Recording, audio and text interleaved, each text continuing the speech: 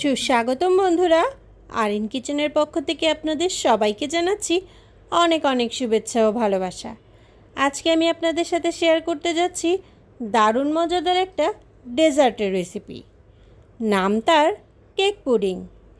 Cake এবং পুডিংয়ের স্বাদ যদি একটা ডেজার্টেই হয় তাহলে কিন্তু মন্দ হয় না।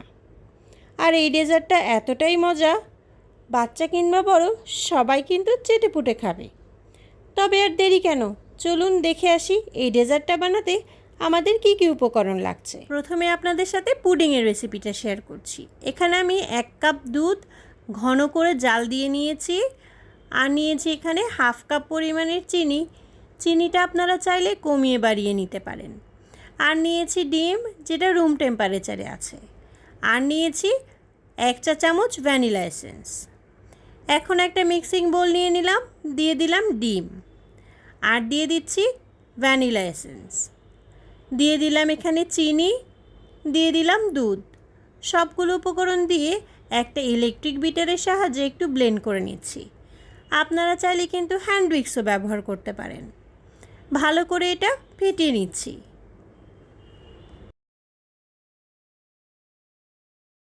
এখন একটা মোল্ডে আমি আগে থেকেই ক্যারামেল করে রেখেছিলাম, ঠান্ডা হয়ে গেছে। এটার মধ্যে এখন আমি এই পুডিংয়ের মিশ্রণটা দিয়ে দিচ্ছি। এখন আমি আপনাদের সাথে কেক বানানোর রেসিপিটা শেয়ার করব। নিয়েছি এখানে 1/4 কাপ ময়দা, নিয়েছি 1/3 কাপ চিনি। এটার পরিমাণটা কিন্তু কমিয়ে বাড়িয়ে নিতে পারেন। 1/3 কাপ নিয়েছি রান্নার তেল, আর 1/3 কাপ নিয়েছি কোকো পাউডার। এটা কিন্তু আপনারা আর একটু কমও নিতে পারেন। নিয়েছি সামান্য একটু লবণ, নিয়েছি 1/2 চামচেরও একটু কম বেকিং সোডা, নিয়েছি 1/2 চামচের মতো বেকিং পাউডার, নিয়েছি 1 চা চামচের মতো ভ্যানিলা এসেন্স, আর লাগছে একটা ডিম, যেটা রুম টেম্পারেচারে আছে। ডিমের কুসুম এবং সাদা অংশ আলাদা করে নিয়েছি।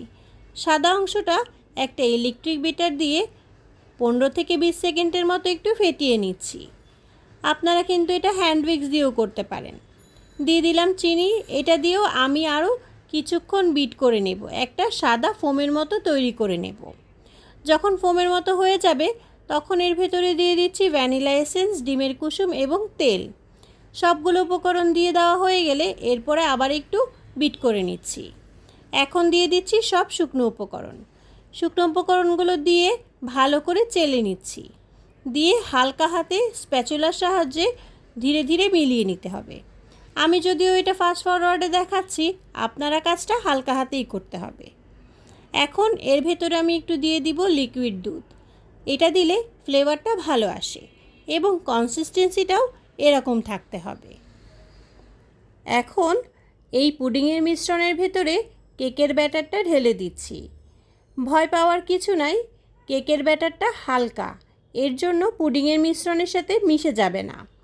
খুব সুন্দর করে ঢেলে দিয়ে একটু সেপারেট হয়ে আছে, ভালো করে সাইডগুলো মিলিয়ে দিচ্ছি। মেলানো হয়ে গেলে এরপরে চলে যাচ্ছি আমি দ্বিতীয় ধাপে। ঢাকনা লাগিয়ে দিয়েছি, আর এরই মাঝে চুলায় আমি একটা কড়াই বসিয়ে দিয়েছি। একটা স্ট্যান্ড দিয়ে কিছুটা পানি দিয়ে দিয়েছি। এখন এই মোল্ডটা ভেতরে দিয়ে দিলাম। এটা দিয়ে 35 মিনিটসের মতো আমি মিডিয়াম টু লো হিটে এটা স্টিম করে নেব। 35 মিনিট পরে ফিরে আসলাম। দেখতেই পাচ্ছেন কেকটা কত সুন্দর তৈরি হয়ে গেছে। চুলা থেকে নামিয়ে ঠান্ডা করে নিয়েছি। এখন এটার সাইডটা ছাড়িয়ে নিচ্ছি একটা ছুরির সাহায্যে। তারপরে উল্টো করে এটা মোল্ড আউট করে নিতে হবে।